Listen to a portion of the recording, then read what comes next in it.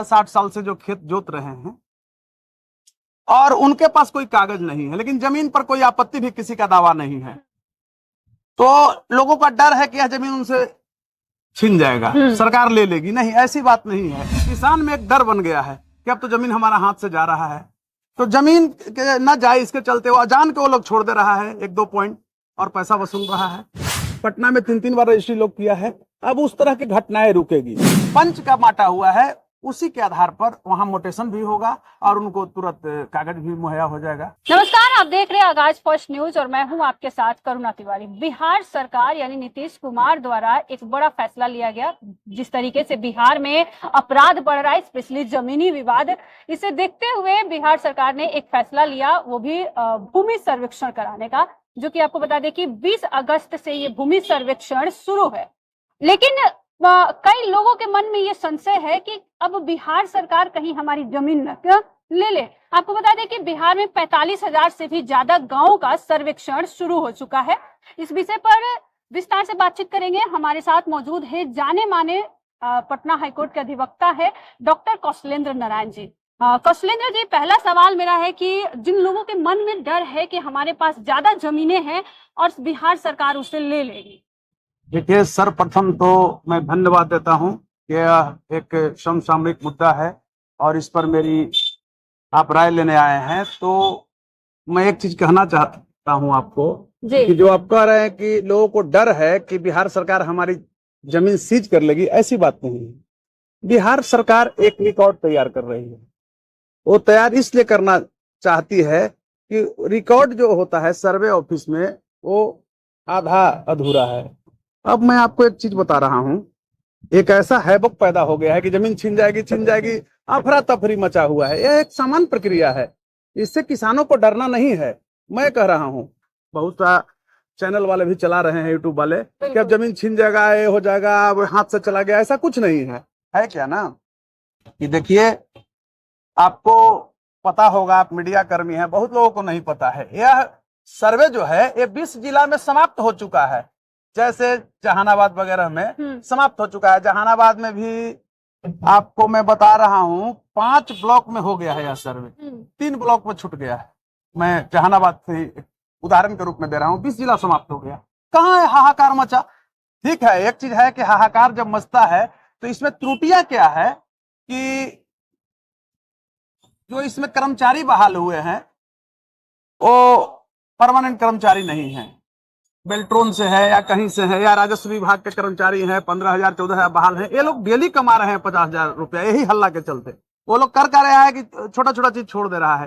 किसान में एक डर बन गया है कि अब तो जमीन हमारा हाथ से जा रहा है, तो जमीन न जाए इसके चलते वो अजान के वो लोग छोड़ दे रहा है 1-2 पॉइंट और पैसा वसूल रहा है। अब मैं बता रहा हूं कि किसान को इससे डरने की जरूरत नहीं है। जमीन जिनके पास है, रैयत को डरने की जरूरत नहीं है। देखिए सरकार कितना अच्छा सहूलियत किया है। सबसे पहले उनको 2 फॉर्म जो है से मुहैया कराया जाता है, प्रपत्र संख्या 2 और प्रपत्र 3 जो है। अब मैं आपको बता रहा हूं 2 में क्या है। 2 में 11 कॉलम दिया हुआ है कि भाई 11 चीज आपको जमीन पर कोई भी अगर जाएगा सर्वे करने तो आपको जानकारी जो है देना है। अब आपको मैं उसका देखिए, उसमें 11 को है। सबसे पहले क्या है कि रैयत का नाम है, हिस्सेदारों का नाम है फर्स्ट में। अब इससे उनको डरना नहीं है। जो रैयत है चाहे हिस्सेदार जो है, तो पहले मेन का नाम रहेगा, नीचे उनके जो पार्टनर होंगे उनके होंगे। दूसरी तरफ मैं बता रहा हूं उनका अस्थायी पता देना है। तो इसमें 11 जो कॉलम है उसमें तीसरा है खाता नंबर है, चौथा खेसरा नंबर है, पांचवा जो है एकड़ रकबा उसका एडी में रकबा जो है, छठा में जो है चौहद्दी है, किस्म जमीन का। 7वां जो कॉलम है वो जमीन का किस्म क्या है वो देना है। 8वां में जो है शेष को छोड़कर लगान क्या है। इसी तरह से 11 कॉलम है, वो देखने का उनके पास फॉर्म पहुंच जाएगा। दूसरी चीज मैं आपको बता रहा हूं, इस चीज को समझिए कि सर्वप्रथम उनको आधार कार्ड वहां रखना है। जो आधार कार्ड होता है रखना है। अब क्या है कि एक चीज और मैं आपको बता रहा हूं, सरकार एक और इसमें प्रावधान किया है कि जैसे 50-60 साल से जो खेत जोत रहे हैं और उनके पास कोई कागज नहीं है, लेकिन जमीन पर कोई आपत्ति भी किसी का दावा नहीं है, तो लोगों का डर है कि यह जमीन उनसे छीन जाएगा, सरकार ले लेगी। नहीं, ऐसी बात नहीं है। ये मैक्सिमम जो मामला है उत्तरी बिहार में है। जैसे फ्लड एरिया जो है, वहां मेड़ नहीं है, आरी नहीं है, खत्म हो गया है। तो मेड़ नहीं है तो सरकार भी जानती है, तो सरकार अगर वहां कर्मचारी पहुंच रहे हैं और इस तरह के मामला आ रहे हैं तो उनको बाद में पर्चा भी मुहैया करा दिया जाएगा, कागज भी उनको बन जाएगा, उनके लिए फायदा है। जनरल चीज मैं आपको बता रहा हूं कि इस सरकार की पॉलिसी क्या है से मैं आपको समझा रहा हूं। जैसे एक ही जमीन को आपको पता होगा, कई बार लोग बेच देते थे, माफिया लोग, खासकर अर्बेनाइजेशन का जो शहर है, शहरीकरण का जो टाउन था, जैसे आप मान लीजिए पटना को ही लीजिए, पटना में 3-3 बार रजिस्ट्री लोग किया है। अब उस तरह की घटनाएं रुकेगी। दूसरी तरफ मैं बता रहा हूं कि कुछ लोग क्या किए हुए हैं कि बहुत दिनों से खेत को जोत रहे हैं, वो जमीन रियल में आम गर्म जरुआ था। तो आम गर्म जरुआ जब जमीन था तो अब इसमें जब प्लॉटिंग होगा, अब प्लॉट नंबर वही काट दिया जाएगा। जैसे जमीन वंशावली आएगा ना, प्रपत्र 3 जो है, प्रपत्र संख्या 3 जो है, उसमें वंशावली देना है। तो वंशावली के तहत जितने लोग हैं तो प्लॉट कटेगा उनका, एक हिस्सेदार है। एक चीज और मैं बता रहा हूं, इसमें हड़बड़ाने सरकार ने एक बहुत अच्छी पॉलिसी इसमें लाई है। पॉलिसी यह लाई है कि जमीन जो है, अगर आप पंच के द्वारा बांट लिए हैं गांव में होता था क्या कि एक पंचायती बैठा करके दो आदमी, 2 गवाह, लेकिन मिनिमम 2 गवाह उसमें जरूरी है। 2 गवाह अगर हैं तो जमीन जो है से बांट दिया गया। जब जमीन बांट दिया गया तो उसमें आप जो पंच का बांटा हुआ है उसी के आधार पर वहां मोटेशन भी होगा और उनको तुरंत कागज भी मुहैया हो जाएगा।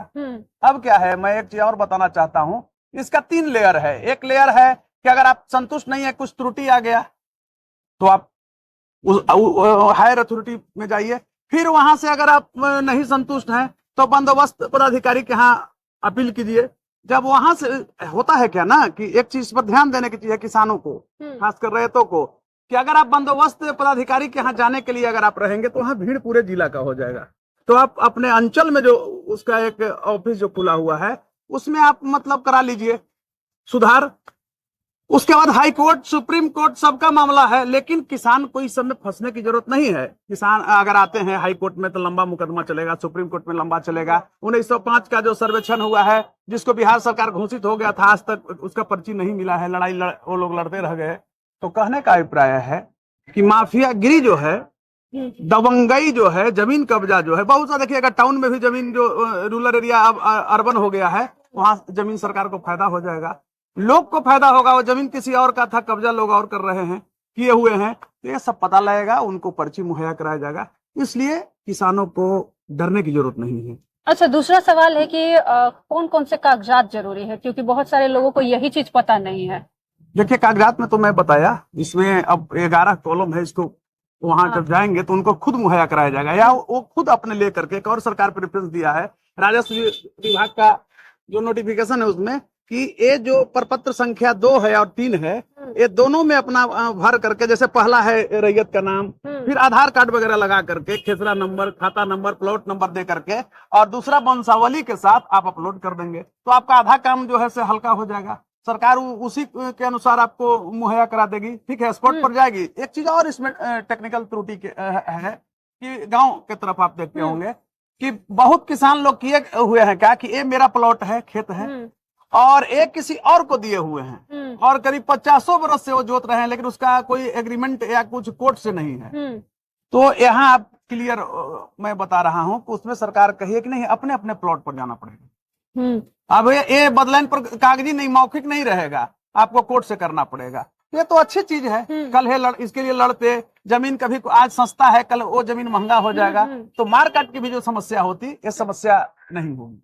अच्छा, बहुत सारे लोग ऐसे हैं जो शहर में हैं, अभी भूमि सर्वेक्षण हो रहा है, नहीं जा रहे हैं। अगर वो सर्वेक्षण के समय नहीं उपस्थित होते हैं, जैसे गांव-गांव में कैंप लगाई है सरकार, नहीं होते हैं, तो उसका क्या उनको नुकसान भुगतना पड़ेगा? मैं आपको एक चीज बताना चाहूंगा। सबसे पहले तो जिस गांव में लोग जाएंगे तो उनको घोषणा करना है कि हम फलाने दिन उस गांव में आ रहे हैं, और एक कैंप लगेगा।